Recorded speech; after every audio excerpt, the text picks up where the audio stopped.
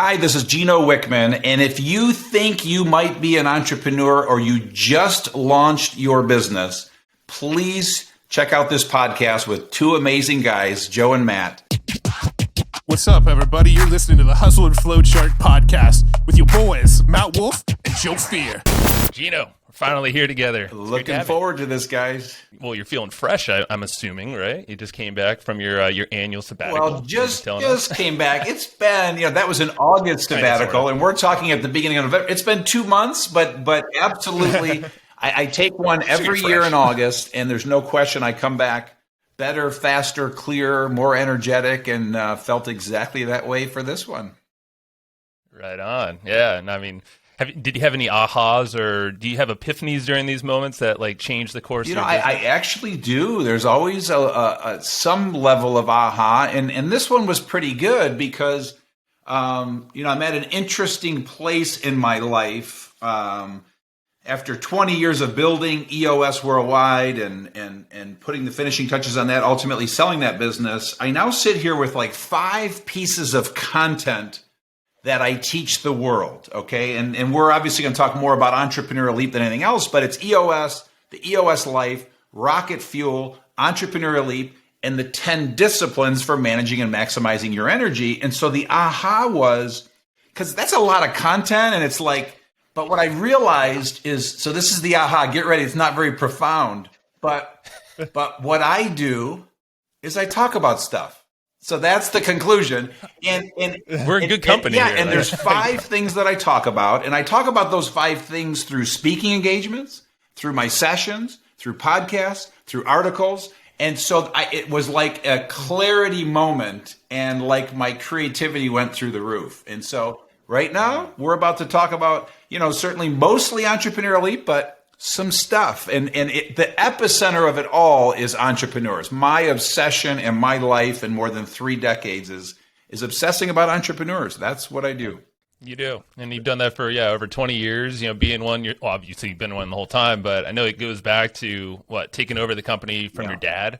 And getting you had some, he kind of got you to do some of your own stuff prior to that, I believe. Yeah, a little different than that. Real fast version, though, is I bumped along as an entrepreneur in the making until I got involved in the family business and took over the family business. So that's where I invented the visionary integrator concept, because he was the visionary, I was the integrator. I really thought I could save that company, took on a big turnaround, turned it around as a great dynamic duo, and ran it for 7 years, and then we sold it.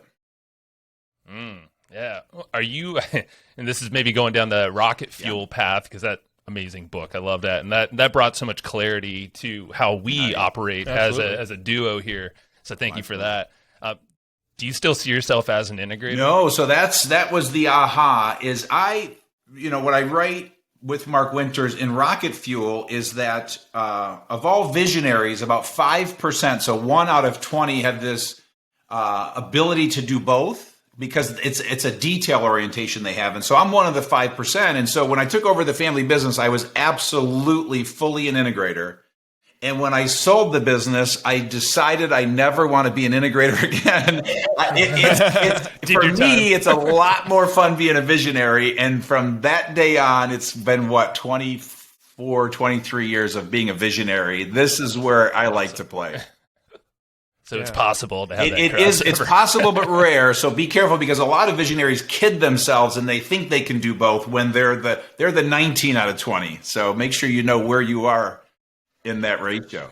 Take the test. Yeah. One thing I found interesting is that I think you made a mention in your book that second generation entrepreneurs actually it seems like they're less likely to succeed than first generation entrepreneurs. I think there was some stats in there. In fact, are those the stats that are on the screen right there? 32%, and then it kind of trickles down. So 32% of second generation entrepreneurs, where, what was it, 50% of first generation? Yeah. Well, maybe I'm getting my math mixed up. Let me give a little context for the audience as you answer that. Plus, let's be careful not to bounce around on those poor people and too much of the content, because with 5 pieces of content, we're bouncing around. But what you're speaking to is the book Entrepreneurial Leap and this new passion project. And the point I'm making, I write an entire chapter in there, because that book is designed to help anyone who thinks they're an entrepreneur become one, discover if they are, and I show them a path.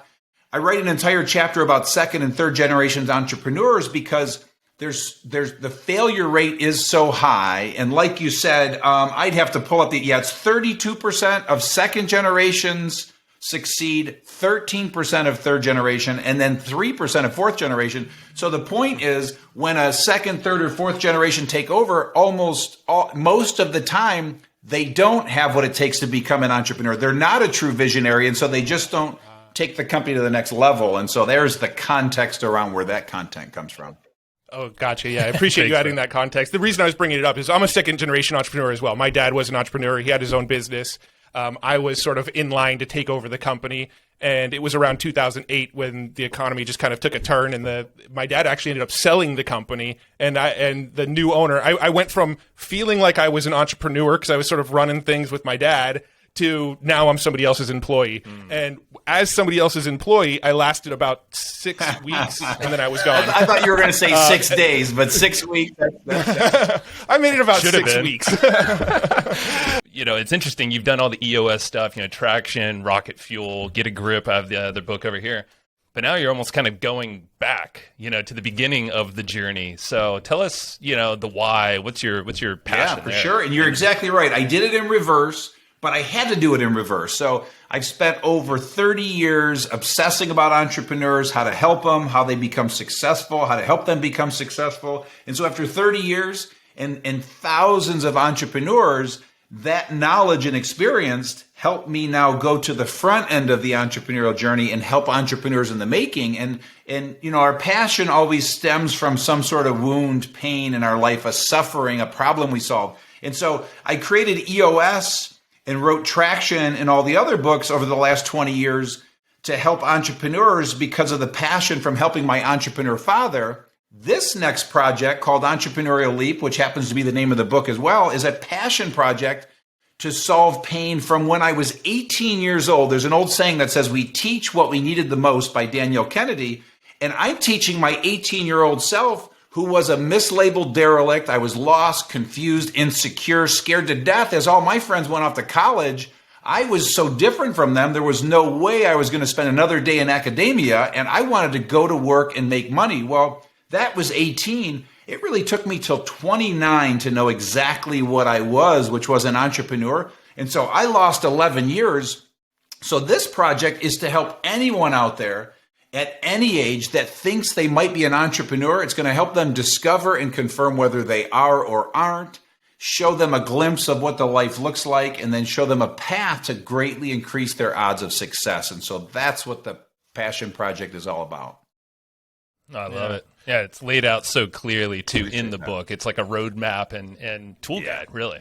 Yeah, one of the things I found interesting and somewhat counterintuitive to what I feel like I've learned over the years is that, you make mention that entrepreneurship is nature and not nurture. So you've kind of got to be born with it or you're not born with it, which seems to go against pretty much what every other guru on the planet is telling people, is that you can learn how to do this stuff. Can you provide a little more context around that? Yeah, you bet. I piss people off with that philosophy, and I'll stand by it to my death. So here's the reality. So again, there are 6 essential traits that define a true entrepreneur. You're born with them. They can't be taught. It's nature over nurture, to your point. And here's the beauty, though. Half the world agrees with me.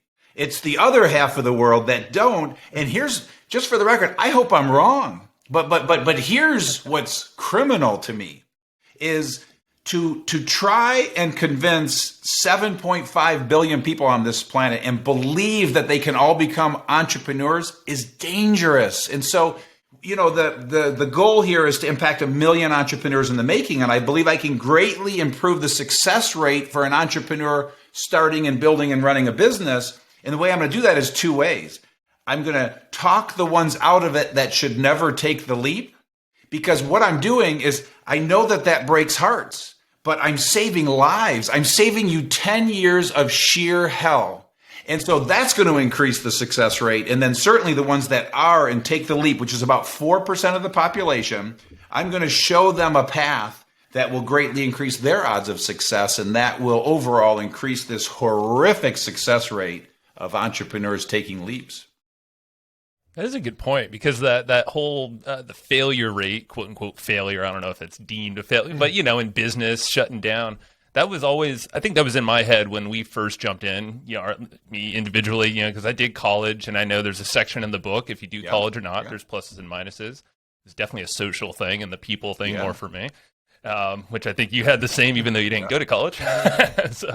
But yeah, it's interesting because the failure rate is typically on the minds of new entrepreneurs and business owners. And I love the mission that you have here. It's like, hey, let's save some lives. Let's piss off a lot of people in the process, but it does make sense. I appreciate you saying that. And I would, one other thing, if I can just do a little riff, because, for your audience, I want them to hear this most important part, and then we'll go wherever you want to go. But again, like I said, the book is written in 3 parts: confirm, glimpse, path. So on confirm, here's the lightning fast kind of litmus test and filter for you, because there's 6 essential traits. They are visionary, passionate, problem solver, driven, risk taker, and responsible. And so, like I said, you're either born with them or you're not. But I urge you to kind of scan your body on those 6 and think about, have you exhibited them your whole life? Then I offer a free assessment on the website, e-leap.com. It's free. If you score 90 or higher, odds are you probably have the 6 essential traits. But then the last point I'll make, and then I'll shut the heck up. But I teach something in the book called the Entrepreneurial Range. And this is something that helps take the sting off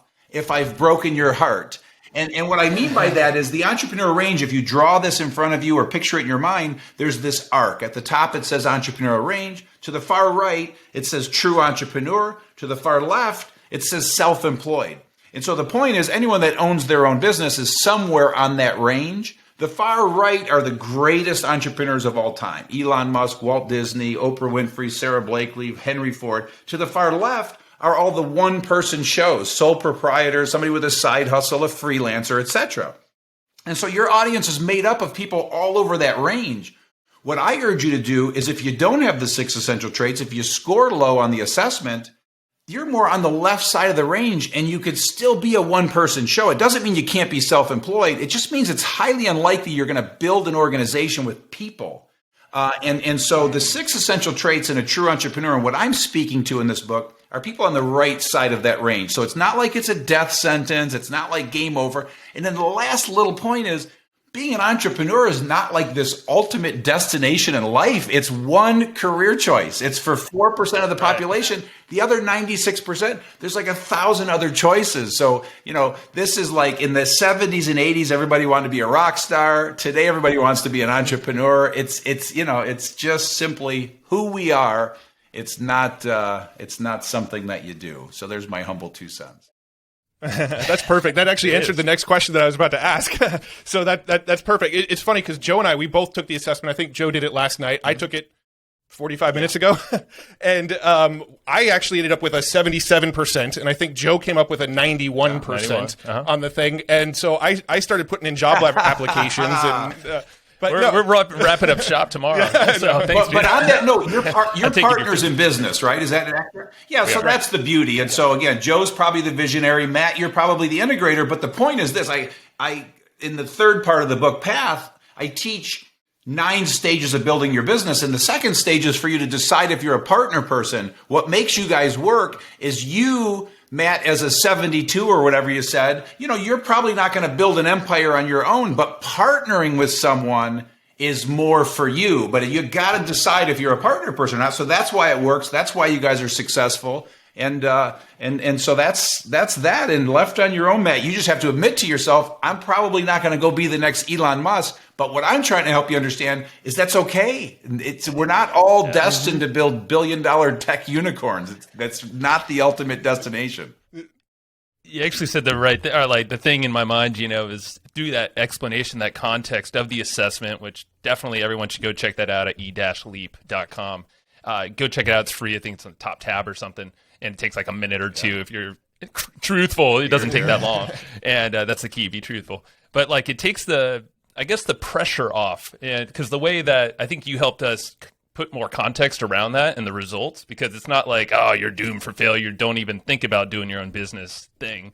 Because if you're on the lower range, you could do some cool lifestyle type business. You can do gigs and kind of separate yourself from maybe a day job that you don't like. And that's okay if you're on the lower end. You don't have to be the Elon of the world. I mean, I don't think we want to be the Elon. It took us a long time to realize that because we didn't have this clarity when we here. And like a great example I love to give is to just kind of detach everyone's mind from technology, because that's the first place everyone goes. But if you have handy skills, you could be a handyman or a handy woman charging $60 an hour, be all the way to the left end of that entrepreneur range, make $100,000 a year, 6 figures. You're totally free. You're totally independent. You're self-employed. That's freaking heaven. So that's what's possible for you. That's all the benefits. But if you do have the 6 essential traits and score 90 or higher, I promise you within 5 to 10 years, you're going to end up with a construction company. But there's no shame in being a handyman or a woman for 20, 30 years making $100,000 a year. I'm curious, can you define how would you define visionary? Yeah, I thought there was going to be more words after that. I was waiting for the rest of it. I was trying to think of. I was going to add more words, but then I went. No, that's the question. How would you define visionary? That's a question mark. So I'm going to give you 2 answers, because there's the short and sweet to the point. And so whenever we're working with a client with EOS and we're creating your accountability chart, crystallizing roles and responsibilities, there's basically 5 major roles of a visionary typically. Okay, so these are typical. You're going to customize it for every visionary, but at high level, it's typically the vision. So the visionary is accountable for creating the vision, being cutting edge, staying ahead. So vision. Number 2 is creative problem solving. They're great creative problem solvers. Number 3 is the culture. So they're typically great with the culture. Not all visionaries, but most. They're great. They have this cultural barometer. They can just like read it. Number 4 is R&D. So they're just great at R&D, research and development, constantly honing and refining the product or the service. And then number 3 is selling. They're great salespeople. So they're great with big relationships. They're out there schmoozing and talking to people. Selling, again, typically. So that's the 5. In Rocket Fuel, what Mark and I is we do like a 3 to 5 page riff that it goes so much deeper. And I also do a 3 to 5 page riff in Entrepreneurial Leap, where you just see the visionary in vivid color. But those are the big 5, because inside of that, then a visionary typically has ADD and again, so I can't read you a 3 to 5 page riff right now. But they're, they also have these 6 essential traits we're talking about. They're these wild and crazy beings that are just idea people and great at growing stuff. And when they're fully put in that position and taken out of the day-to-day and having to manage people in details, they flourish. But typically they're mired in all those details because they started the business, they're growing it, and they're still entrenched in the business. And the day they find that perfect integrator match, boom, the business takes off and goes to the next level. Right. Yeah. The reason I was asking too was because back when Joe and I did the rocket fuel assessment, he came out as a visionary, I came out as an integrator, and I almost felt a little like my ego got the best of me. I was like, but I feel like I'm a visionary too. Like, how come you get to be a vision? So I wanted to hear it defined just so I could, the man himself. Yeah. And that's my wish. You're not alone, Matt. That happens all the time, and even with this book, everybody wants to be an entrepreneur. And when they find out they're not, they're heartbroken. So if we could set our egos aside and just focus on our soul and what our soul wants us to be and why we were put on this planet, that gives you freedom to just, I love to say, let your freak flag fly. And so if you're the world's greatest integrator or you're a great integrator, just go be an integrator. You're adding so much value. But just as quickly, if you're a doctor, a lawyer, a cop, a nurse, or whatever, I mean, we need them all in this world. Excel at what you're genetically encoded to do. So the second section of Entrepreneurial Leap is glimpse, and I think we were kind of hinting to it a little bit. There's a lot of people that might think they're entrepreneurs, or if they are, there's like living the dream and living the nightmare, and we've definitely all experienced some element of that. But how would you define that? And maybe someone listening or watching can be like, oh, wait, that's me, and here's what I can do. Sure, yeah. So going back to context really quick, so what I'm doing in Glimpse, once we confirm that you're an entrepreneur, then we can start having this conversation, because if you're not, it's a lot of wasted words on the conversation, but now let's pretend you scored 90 or higher, you've got the 6 essential traits, you're ready to run. Before we go to path and you get to work, I stop you and say, let's just show you the life. Let's show you all that is possible. And I do 3 very specific things. and we'll get to your question because it's one of the three. The first, I just share countless real world stories of people who were right where you are and how they built what they built. Another thing I do is I share with you all of your options because, like I said earlier, being a billion-dollar tech unicorn is not the only destination for an entrepreneur. And so I created a tool called My Biz Match. Every one of these tools are free on the website, but what it does is it helps you figure out the business you're built for, drawn to, industry, type, size. Nothing wrong with building a $4 million heating and cooling company with 30 people. And then the third thing I do is, to your point, Joe, is I teach a day in the life, both heaven and hell. Okay. And so when it's good and when it's bad. And so I teach living the dream and I teach living the nightmare. And sadly, most entrepreneurs are living the nightmare and some live the dream. And what I share by teaching that contrast so you can see the contrast are the 8 critical mistakes that almost every entrepreneur makes when they start their business. And I'll just quickly share what they are. And if there's one that jumps out at you, you know your audience better than me, we'll drill down on one. But here are the 8 critical mistakes that all entrepreneurs almost all make when they start their business. So number 1 is not having a vision. Number 2 is hiring the wrong people. Number 3 is not spending time with your people. Number 4 is not knowing who your customer is. Number 5 is not charging enough. Number 6 is not staying true to your core. Number 7 is not knowing your numbers. And number 8 is not crystallizing roles and responsibilities. Yeah. And I think one of them we've been kind of hammering at is not knowing your true core. Yeah. You know, number 6, that is, because I know that resonates here. We've chatted a lot about it on other episodes as well. Maybe we drill in on the vision. So the very first one, not having a clear vision. How would you guide folks to initially kind of start that process? And I know in the book, dig into some. No, in my style, again, this is a passion project. I'm not trying to tease anybody with anything. Go as deep as you want into these tools. So as I answer that, I'm going to jump to Path really fast because there's a tool I created in Path called My Vision Clarifier. Free and downloadable on the website. So that tool is the tool designed to help you as a potential entrepreneur with your business idea capture your vision. It gets you to answer 8 aspects of your vision, and it gets you to think about that. And until you answer all 8 of those, until you are clear on those 8, you don't have a vision. And the critical mistake here is that a typical entrepreneur will take the leap, and through sheer force and will and stamina and charisma, they start to build this thing and sell stuff and make money and add people. And everybody's just kind of following that energy. And it's a bit rudderless and it bumps along and it's less efficient and effective. But to back up and have a clear vision before you leap, even though that vision and plan is going to change, you're going to keep evolving, your odds soar that you'll succeed. And so it's about clearly knowing what your passion is. It's about clearly knowing who your customer is. It's about clearly knowing your message to your customer. And then we start to boil it down because then it's clearly knowing what the 10-year overriding goal is, what the 3-year plan is, what the 1-year plan is, what the 90-day plan is. And so you go from this vision all the way down to what do I got to get done in the next 90 days? And you share that with your people, so you're aligning your people and your customers and your vendors so everyone knows where we're going. You will get there faster. Yeah, so once you know the vision, you can reverse engineer the vision. But if you don't have the vision, there's nothing to reverse engineer. Exactly. And what the beauty of it is in forcing you to answer those 8 things and understand those 8 aspects, you don't necessarily have to go in a sequential order, but you've got to answer them. And exactly right. Sometimes you'll reverse engineer into the 10-year goal, or so there's lots of ways to do it. But nonetheless, you got to fill in all those blanks. And until you fill them all in, you absolutely, because one of the one I left off, I think it's the 4th one, is just your pricing model. I'm forcing you to come up with your pricing model before you go to market. You can't wing it in front of the customer.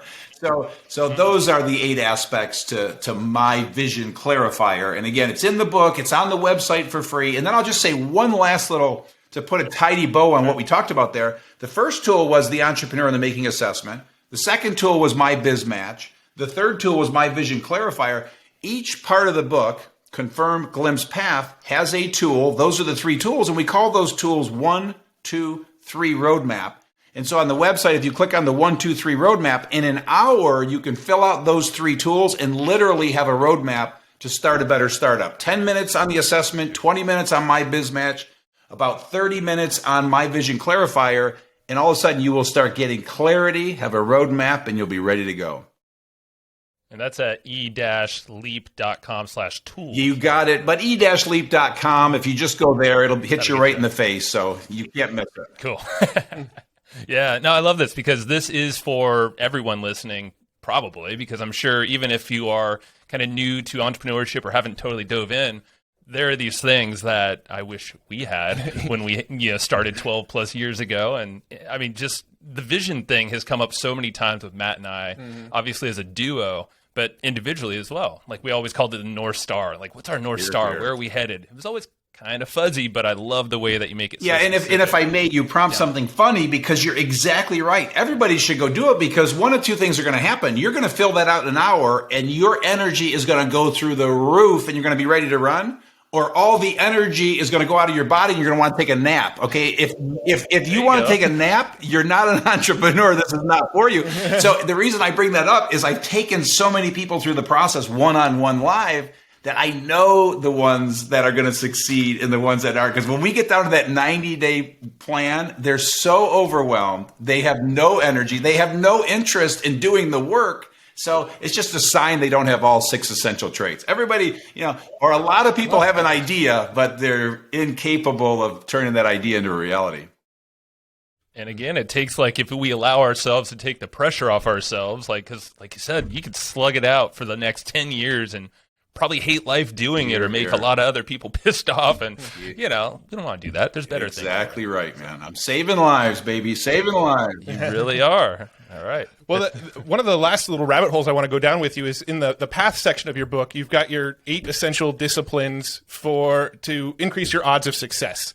Can we maybe break those down real quick for people? Because I think that'd be I'll do the same thing. Something really valuable to wrap up. I'll do the same thing. I'll give you the high level and grab one that you want to drill down on. But here are the 8 disciplines for increasing the odds of success as you launch your business. Number 1, clarify your vision. We obviously talked about that one. Number 2, decide if you're a partner person. We touched on that a little earlier. Number 3, know that the bigger the problem you solve in the world, the more successful you will be. Number 4, get feedback from customers and clients early and often. Number 5, know that your first plan will not be your final plan. Number 6, work hard, really hard. Number 7, take criticism and doubt from others with a grain of salt. And number 8, see it every night. So which one jumps out at you there? I have my thoughts, but I chose the last one, Matt. You get to choose this time. Well, the one that resonated with me, as you were saying, it was the know your first plan will not be your final plan, because we mentioned before we hit record that we've had some pivots, right? For lack of a better word. Yeah. And so our first plan was not our 10th plan was probably our real plan, So that's probably the one that resonates the most with me. I don't know if you have more words on it, because it almost sounds fairly self-explanatory, but maybe there's some additional stuff for sure, because what we're talking about here is a discipline. Okay. And so the discipline is people get so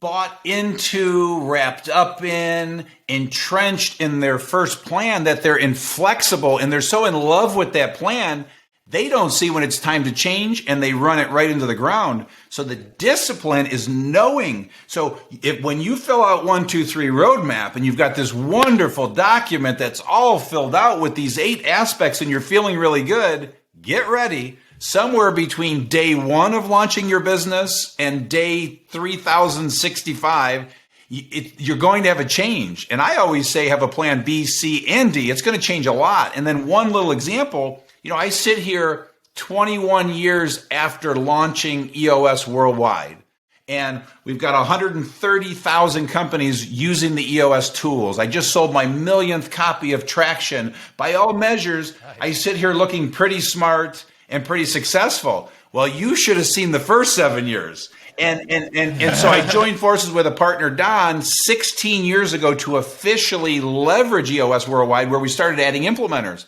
Well, a year and a half in, we weren't making a penny. We weren't making any money, and we had to completely change the model. And I sat in a Starbucks for a day. There were 2 books I read. I poured over all the data, and we completely changed the model. I called Don. I said, Don, I'm about to turn our business on its ear. Point is, It's terrifying. It's not easy. You got to make the changes. So if I would have rigidly held on to the first plan, there would be no EOS right now. So you got to be flexible. So again, it's the discipline of knowing your first plan is not going to be your final plan. It would escape me if I didn't mention our really good buddy and listener, Dan Ryan. He absolutely loves EOS. So I think you have changed his life. He's a valuable listener. He's a good buddy of ours, so he's the one that actually got us into your world nice as well. Here. Hi, Dan. Hey, Dan. Yeah, man. I mean, I love the whole, be flexible. And at the same time, I know you mentioned this in the book, and we've definitely experienced this. The more you're in business, the more opportunities you see, the more things come your way. So how would you balance, what's your balancing act a little bit to stay on the true course, on this topic?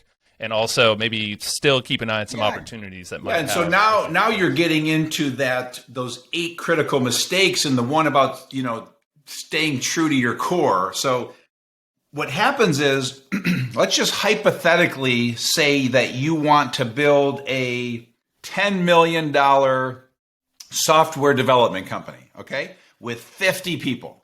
And so you set out and you do that. The idea is to stay focused on that core, software development. That's your genetic encoding in a specific market, in a specific niche, with a specific customer. So the more successful you become, year 1, 2, 3, 4, 5, more opportunities are going to come at you. Well, the critical mistake is you start getting distracted by all that shiny stuff and you start adding businesses onto your businesses, starting other businesses, and you dilute your focus. Well, I'm a fanatic about focus. And so, yes, there's the tiny percent of stories you hear about the entrepreneur that started 8 different businesses, but it's an anomaly. It's rare, and most fail when they do that. So my point is always, until you exhaust every opportunity in that and do your 10 million, don't look anywhere else. So Jim Collins has a great quote. He says, in business, you're more likely to die of indigestion from too many opportunities than from starvation of not enough. And so what you as an entrepreneur have to get good at is saying no to a bunch of stuff. So you're genetically encoded to want to pursue shiny stuff. And so you got to fight the urge, because statistically it will put you out of business, or at least worst case, slow your growth, and you're not getting a 10 million. And so if being a $10 million software development company is priority 1, that's got to lead your decisions. And you got to fight that urge to get distracted by all the shiny stuff and get taken off of your core. Oh, man, that's good. And there's also a quote that is in the book. I forget, it's maybe in this section. It's from Warren Buffett on focus, because I think you even said in your signature you have something around focus, right? In your email signature. But his quote was, the difference between successful people and really successful people is that really successful people say no to almost everything. I was like, that hits home. And yeah, the more you're in business, man, the more of those things just keep showing up, especially as a podcaster. Everyone wants to be on a show for some reason. I don't know why, but you got to say no a lot. Right. Well, I'm glad that this show was one of the opportunities you said yes to. So. Thank you. Yes. Yeah, you were actually on our hit list. So to give you a little shout out there, you were highly recommended. So I'm thrilled that we finally pulled this off after like a year. So we're finally here together. I know. Yeah, and the book's amazing, so definitely everyone go grab the Entrepreneurial Leap. Go to e-leap.com for all the cool resources. And where's the best place to grab it? Would be on your website? It's all major retailers. Amazon is where most copies sell. But if you go to the website, it'll show you all the retailers. You can buy them in bulk there. So e-leap.com is the epicenter of all things Entrepreneurial Leap. I also put a video out every week, an article every 2 weeks. So just a wealth of free content. But absolutely, you can also get the first 30 pages of the book for free. So you can get a free chapter of the book just to see if it kind of sucks you in and intrigues you to buy the whole book and read the whole book, so you can put your toe in the water as well. Nice. Yeah. I mean, I love the fact that you're in a level in your life, and maybe it's always what you've done, but you're just giving away all the goods. I mean, you've seen it for 20 plus years, and it's really cool. And I love chapter 16. I was a big fan of all these resources. This isn't for free as a free chapter, but it's called A Lifetime Growth, Learning, and Motivation. And it's just stacked with resources of different books. You could be reading, nonfiction, fiction, biographies, and cool resources and quotes. Yeah, and by the way, to your point, I put all of those on the website. So So right now, Oh, the you? audience is Okay. going, wow, I got to buy the book to see his laundry list of books. It's on the website for free. Well, never mind. So with that said, if you think this is for you and you want to take this leap, you got to buy this book and study this book like your manual in life, because there's pre-law, there's pre-med, this is pre-entrepreneurship. But start with all the free stuff and make sure that this is the life for you, and then jump in with both feet. So yeah, I put all those on the website. Call me crazy, but you get by giving. That's right, you do. You're saving lives, Saving Gino. lives. Cool, man. Well, is there any last thing? Well, actually, I wanted to ask this. Where do you see Entrepreneurial Leap going? Because you said this is like a 10-year project plus in the making. So Yeah, I what's really next? appreciate you asking that. So it's a 10-year project, which I'm 2 years into. So 8 years to go. The goal is to impact 1 million entrepreneurs in the making. So we got 8 more years to do that. And the way that we're doing that is by joining forces with collaborators, in addition to podcasts and videos and things like that. So we now have almost 120 collaborators. And so these are people out there that are currently teaching entrepreneurs in the making. High schools, teachers, college professors, nonprofits, for-profits, mentors, coaches. So what they do is I give them my content for free, and they're free to teach as much or as little as they want. They can charge for it if they want. They pay me nothing. There are no contracts. It's the craziest open source abundance-based model. And so if anyone out there loves teaching entrepreneurs and wants to be a mentor to entrepreneurs, click on the Become a Collaborator button. But that's the vision, is that we will have hundreds of collaborators all over the world. We're in like 7 countries now, and they're teaching this content. And we've impacted 1 million entrepreneurs in the making and greatly increased the odds of success for these entrepreneurs starting businesses. All right, so I would be amiss as well to mention my entrepreneurial professor back here in San Diego, Cal State San Marcos. I did go to school, and that was the class that got me into entrepreneurship. Dr. Ben Cherry. He teaches entrepreneurship. I talked with him often still. I'm going to send this to him, and he should definitely he's the dean now of business. And over there, here's so a fun little fact to prepare you, okay? So with college professors, and I've now talked to many of them, and we've got many that are collaborators, I scare the hell out of half, and half of them love me, okay? And it simply comes down to what we talked about earlier. The ones that believe it's nature over nurture love this content. The ones that believe they can teach 7.5 billion people on the planet how to be an entrepreneur, they run for the hills from me. So I repeat, I hope I'm wrong, but yeah, so it's finally, we've got 3 universities that are literally teaching it in their curriculum now. And then it's a long bureaucratic process to get the content in the curriculum, but many in the works. But literally, as we sit here today, there are 3 universities with freshman students learning Entrepreneurial Leap as their curriculum. It's so anyway, 2 years in, 8 years to go. It's going to be around for 100 years, but I'm going to give it a good effort for the next 8. Well, we'll send him this episode along with it. This will we sell him. definitely will. No, I'm gonna get Ben in on Please this. do. There's a lot of folks I over there. appreciate that. For sure.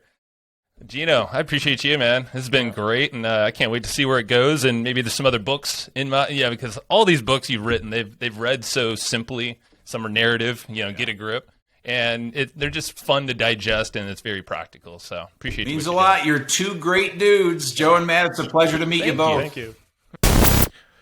All right. I'm doing a dance. I don't know what I'm dancing about, but that was a good time. I like Gino. He's a good guy. How long ago did we actually get connected to Gino? Because I think this is we few months. booked this episode with Gino maybe 3 months ago. I think it was in the heat of the San Diego summer. I don't know where Gino lives. I actually didn't ask, but it was a while. He was during his sabbatical. That's when he brought up the that's what it sabbatical was.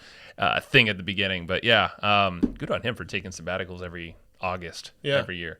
But it was a while. So we have waited to chat about Entrepreneurial Leap. I love it when it's hardback too.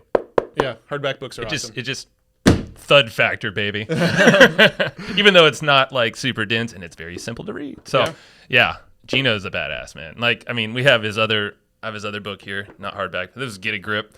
I don't know why I'm showing it upside down. Wouldn't make sense, but check out his books. I think he's up to 6 now. Yeah. But Entrepreneurial Leap. That's the puppy you got to get your hands on. Yeah, that's definitely like he said, he kind of did them in reverse order. This is the first one you're going to want to read. I believe Get a Grip would make the most sense for the second book that you read. Yeah. And then you have traction, you have and rocket fuel, and a few others that I think are a little bit different. Yeah.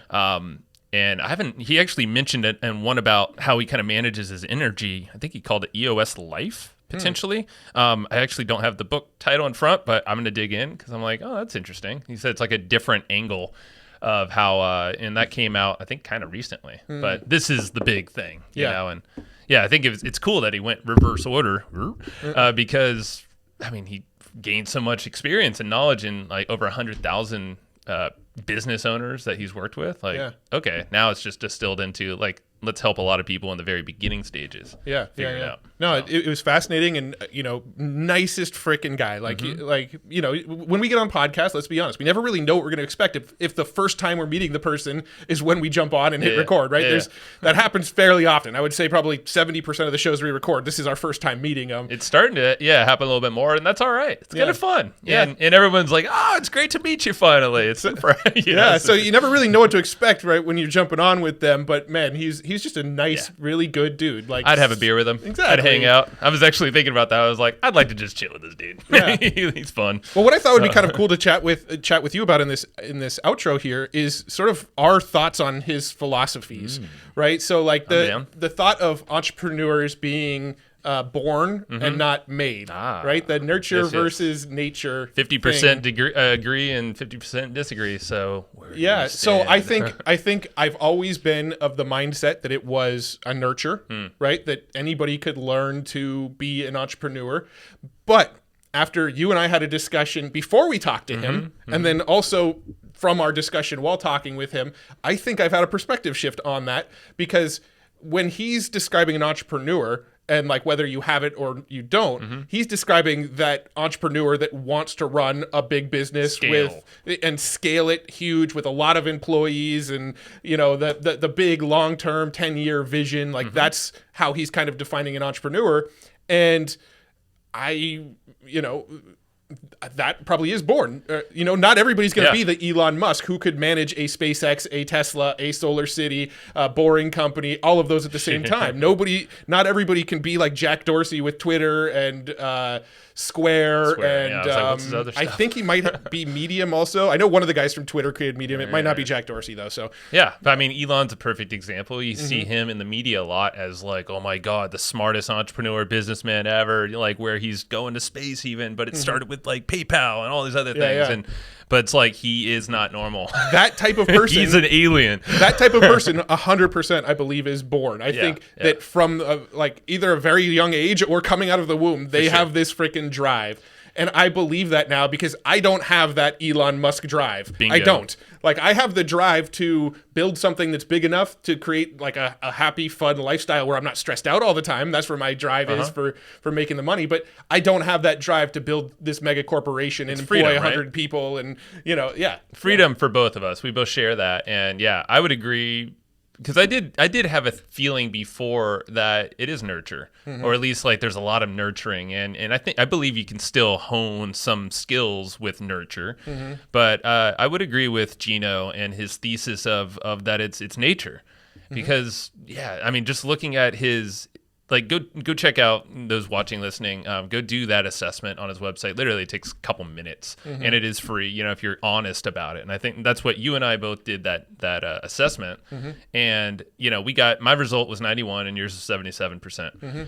And technically, anything above a 90% is that entrepreneurial scale thing. But if you're looking at the range, like you talked about the entrepreneurial range, Joe cheated though. He checked his answers against a cheat sheet. I did. Yes, I'm like, what's going to give me the best answers here, so I'm in the score. Joe cheated to find out if he's an entrepreneur or not. That's how I got here, man. Cheat along the way. It's one way in. So that's the other. I guess that's the other part of an entrepreneur. You can just cheat your way in. No, I don't recommend. That's how I graduated college. That is true. That was called outsourcing. Actually, that was clever. That was Statutes very and limitations. Right? I can't get in trouble for that now. They can't take my degree away. Yeah, I know. I'm like, you got the damn paper. You know what? To be honest, if they did take the degree away, what would happen? Who cares? But I would agree now that I think from the surface level, I would disagree. but actually going through assessments and actually going into business, slugging it along for 10 plus years, like you said, over 10 years, you're going to basically see it all or see a lot of it. And you're going to have these nightmares. You're going to have the heavens, like the hell, the heaven, you're going to see it all. And I think if you figure out if you are actually suited to scale, which neither of us are, even though I'm on the 91%, I don't want to do that stuff. That just seems like it's like, here's the thing, like we talked about it. I think my brain sees how I could do that. Doesn't mean I want to do that. Right. And I think that is where our balance has actually worked really well, because you're at the 77% level. Doesn't mean you're not an entrepreneur. I'm always the guy in conversations going, that's a really cool idea, but I don't want to. Exactly. And I mean, you need that. I mean, it's love it or hate it, you scored more on the integrator thing side of things, but you are 100% a visionary as well. You have a hybrid going on. But I think that's why you've been a good balance for my brain, because I think my brain is like enough on that visionary scale where it sees the potential to do a lot of that stuff. Yeah. It doesn't mean we should do it though, or I should even pursue it, because I'll probably never stop working, because I'll be like, that looks fun. I could do that. I know the right people to implement. Then you're just like, don't want to do it. And I'm like, yeah. And then it'll be a little slug match, a little bit, and then you always come back the next day and you're like, I thought about it. You're right. I don't want to do it either. Yeah, because I'll look at it. I'll talk to my wife, talk to Heather, I'll talk to some other people, and they're like, yeah, it's a little smarter if you just like say no and just like work less. I'm like, okay, good point. Yeah. Yeah. So no, I'm no longer agree. butthurt about not being a vision or not being considered a visionary, or it's a even good falling below that entrepreneurial scale. I think where I land is somewhere in that side hustler lifestyle business solo/duopreneur, right? Like I fall like on that spectrum of an entrepreneur, right? You've got the self-employed on the left end of the spectrum, all the way up to like Elon Musk on the right end of the spectrum. Yeah. Right. I'm definitely close to the left end of the spectrum, where I enjoy the lifestyle benefits of of running a business. All right, so you got to give me some credit, Matt. What has my visionary done for your life? Come on, I'm giving you all this credit, and my ego's hurt right now. Come on, Matt, help me out here. So, because you definitely have brought me into like, hey, the lifestyle thing first, and I 100% agree. Like that's where I want to be. Yeah. So, but you need a little ego stroking here. Okay. I do. Come on, man. I mean, you do obviously too. Yeah. Help me get over it. Come on. So where I think the biggest visionary stuff from you has come from me has been the insight to connect with as many people as possible, because that is where our flow of opportunities comes. That's where our flow of intel comes for other projects. That's where how we even get guests on the show. That's how we get, sponsors on the show. My smile's getting bigger, Is Matt. that connectedness, right? Like that is I think, when we really look at our business and what the two of us each bring to the table, I think I bring legitimately the integrator stuff, right? I know the tech, I know the tools, I know, all right, cool, we need to get this built. All right, I'm going to go build it. Give me a couple hours and it'll be online, right? Like I know how to do shit, and I get the shit built. When you're motivated. When I'm motivated by the right things. Yeah, if it's matching my core values, if I'm staying to the core, it's right? True. Yeah, no, it's absolutely true. I love building this stuff if it's within the core of what is really lighting me up right now. Yeah. Right? What I think you bring to the table is you got that people element. You've got that like, if it was up to me, you know how I am. I would be in my office at home, like with my door shut by myself, like watching YouTube videos, reading articles, and making investment trades all day long. Like very smelly room that would be. Probably, yeah. It's true, because I let my dog in. My dog farts a lot. She's really old. It's not her, but she's pretty smelly too. I blame it on her. But just anyway, where the sound effects come in. I would be that solopreneur, like lone wolf, trying to like do everything myself. And you and I coming together, you're like, no, but there's so many other people that we could bring into the fold and like make this thing even easier on us. All right, you sufficiently stroked my ego, right? Thank but you. It's like, it really is like I try to always do everything on my own. I try to go, all right, who's carrying the boats? I'm carrying the boats, right? Who's carrying the boats? Who's carrying the boats? I'm taking the boats, right? Goggins reference. I try to just go, okay, I'll just do it all. I'll just try to take care of it all, and I know how to do it, and I just try to like make everything happen myself. Where you have figured out how to leverage other people, like, hey, I know you get to, maybe save a little bit of money by doing everything yourself, but this person's still pretty cheap and they can do it for us, and they're probably better at it than you. So let's do just a lot do more that. of that investment trading research stuff that you really love. Exactly. Yeah, for sure. Okay. So Put we her both your bring partner. We both bring some value to the table. I mean, I might be like Some. 95 and you're 5. No, I'm just I mean, hey, it's all good. It seems to be working out. If you want to do the bulk of the work, go for it, my friend. I don't. I didn't think so. I like doing the bulk of the research, though. That's fun for me. That's a good stuff. Yeah. Wait, you're an integrator, but you don't like to work? I don't know. Maybe my research is my integration. It You've is seen these what my days. research I looks know. like. It's like I'll send you a 20-page doc of it, literally what I watched and studied That's yesterday. True. That is true. His notes are bomb. All right, so let's wrap this puppy up. e-leap.com is the website you want to go to, and you want to grab this puppy over on that website and go get all the cool free resources over there, because there are plenty.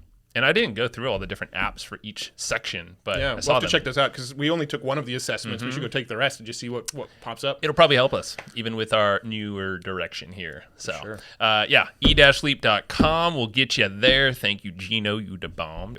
And last little shout-outs. yeah. Make sure you subscribe to the YouTube channel over at hustleandflowchart.tv. Starting Mondays in a couple of weeks, we're actually going to be going live every Monday over on Lads City YouTube channel. So we'll make sure that's linked up on our YouTube and in the show notes and everywhere. But we're going to be going live every Monday at 11 a.m. Pacific, I believe. I didn't know that, In but that Lad sounds City, right. on the Lad City YouTube channel. And that show is going to be all about the sort of crypto, DeFi, NFT, all that sort of rabbit holes that we're going down, and interviews around those topics. Those will be live every Monday, but the audio of them is going to be live every Tuesday on the Hustle and Flowchart podcast. That's right. Cool. Well, join us there. You'll love it. Even if you don't feel like you're in that world, we're going to take you there with us. We'll tell you why you should be paying attention to that world, even if you haven't exciting. been paying attention to that world. So Dang stick right. with us. It'll be worth it. It'll make you a lot of money over time, I promise. If you love this episode, share it. I want to see more sharing. I want to hear you on YouTube talking about what's your big takeaways. So if you're watching this, go right down below.